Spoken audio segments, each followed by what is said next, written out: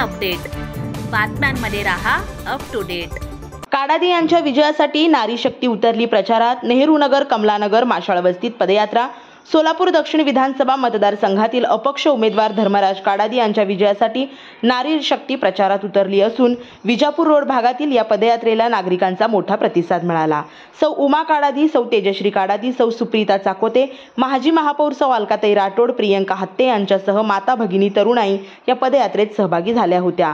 माजी मुख्यमंत्री वसंतराव नाईक यांच्या पुतळ्यास उमा काडादी यांनी पुष्पहार अर्पण करून अभिवादन केल्यानंतर या पदयात्रेला सुरुवात झाली। कमलानगर, सुशीलनगर, नेहरू नगर, माशाळ वस्ती या भागातून पदयात्रा जात असताना नागरिकांनी मोठ्या उत्साहाने पदयात्रेचे स्वागत केले। उमा काडादी यांचे औक्षण करून विजयासाठी शुभेच्छा दिल्या।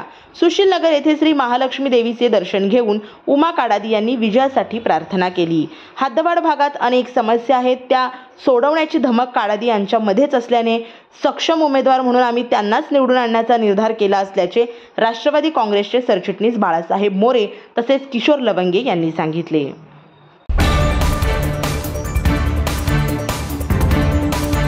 साय अपडेट, बातम्यांमध्ये रहा अप टू डेट।